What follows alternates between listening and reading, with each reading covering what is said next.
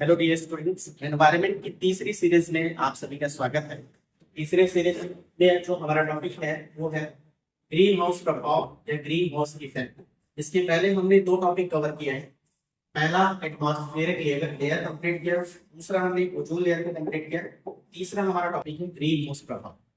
तो green house प्रभाव देखते हैं क्या। वायुमंडल में मानव जनित कार्बन डाइऑक्साइड एवं अन्य गैसों के आवरण प्रभाव के कारण भूतल के तापमान में वृद्धि को ग्रीन हाउस प्रभाव कहते हैं। अब इसको समझते हैं। देखिए, सूर्य से आने वाली प्रकाश किरणों में एक होता है अवरक्त प्रकाश किरणें। ये अवरक्त प्रकाश किरणें गर्मी उत्पन्न करती हैं। अगर ये भूतल पर पहुंचे, पृथ्वी की सतह पर पहुंचे और ऐसा कोई माध्यम हो जो उसको एब्जॉर्ब कर ले और एब्जॉर्ब करने के बाद उसको वापस ना जाने दे, इसका मतलब भूतल की गर्मी बढ़ जाएगी, उसका तापमान बढ़ जाएगा। और इसी प्रभाव को हम लोग क्या कहते हैं, ग्रीन हाउस प्रभाव या ग्रीन हाउस इफेक्ट कहते हैं। क्लियर है। सूर्य प्रकाश से आने वाली अवरक्त विकिरणों को अवशोषित करने वाली गैसें उनको रोक के रख लेती है, जिसके कारण भूतल का तापमान बढ़ जाता है। उसी तापमान वृद्धि को ग्रीन हाउस प्रभाव कहते हैं। और यही घटना यदि वैश्विक स्तर पर हो जाए तो इसी को हम लोग वैश्विक तापन या ग्लोबल वार्मिंग कहते हैं।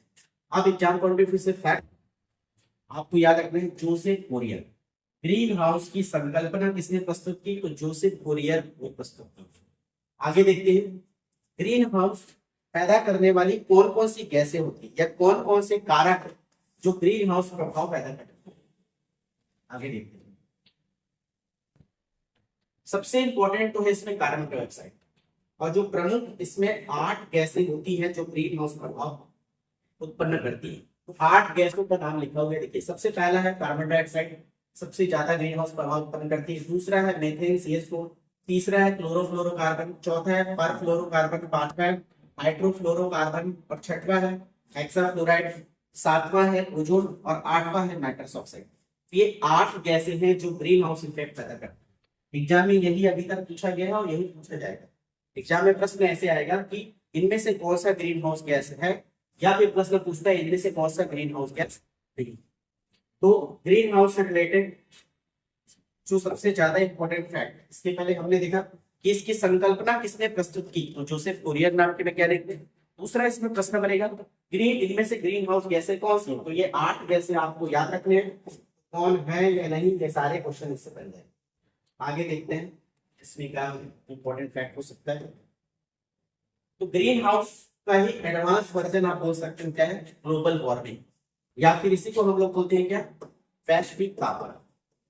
वैश्विक तापन ग्रीन हाउस का ही बड़ा रूप है ये वैश्विक तापन। यानी ग्रीन हाउस गैस जिन्हें ऊष्माशोषी गैसें भी कहा जाता है कि निरंतर बढ़ने से वायुमंडल का ताप निरंतर बढ़ रहा है, जिसे ग्लोबल वार्मिंग कहते हैं। ग्लोबल वार्मिंग या वैश्विक तापन कहते हैं।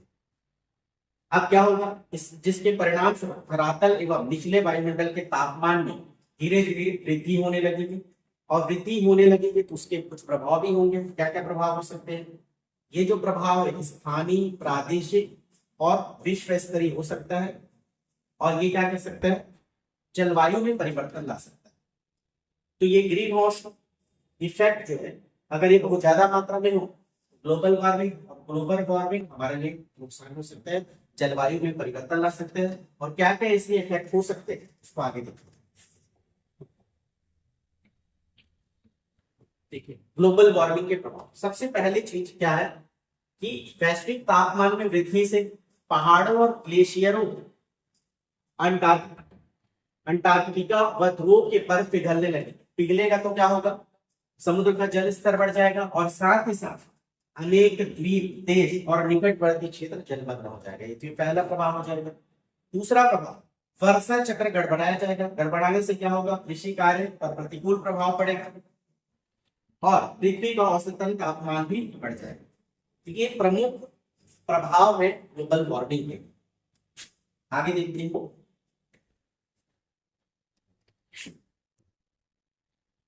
अब जो ग्लोबल वार्मिंग की हाँ है हमारे लिए, पृथ्वी का तापमान एक निश्चित, पृथ्वी का तापमान की भी एक क्राइटेरिया है, उसको अपने लेवल पर मेंटेन होना चाहिए। अगर अपने लेवल से ज्यादा हो तब भी दिक्कत है, कम हो तब भी प्रॉब्लम है।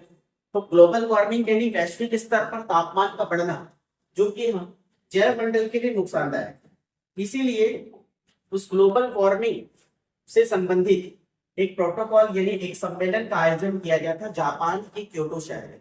इसीलिए इस सम्मेलन का नाम क्या हो गया, क्योटो प्रोटोकॉल। कब हुआ, 1997। क्वेश्चन कैसे बनेगा कि क्योटो प्रोटोकॉल किससे संबंधित है, तो ग्लोबल वार्मिंग से संबंधित है।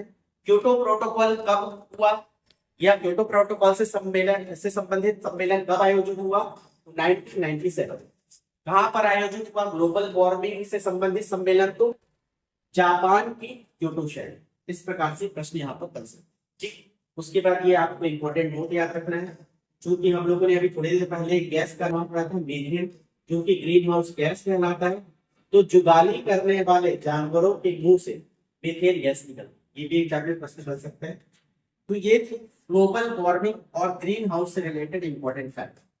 जितने भी इंपॉर्टेंट फैक्ट हो सकते थे सारे हमने कवर किए। जैसे ये हमारा सीरीज हो जाएगा, उसके बाद इससे रिलेटेड एमसीक्यू प्रश्न भी आएंगे, इससे आपको समझ में आएगा कि इंपॉर्टेंट इसमें एमसीक्यू प्रश्न यानी ऑब्जेक्टिव प्रश्न कैसे बन सकते हैं, एग्जाम में कैसे प्रश्न पूछे जा सकते हैं। ये तीसरा पार्ट था हमारा ग्लोबल वार्मिंग। आगे और देखेंगे, ठीक, थैंक यू।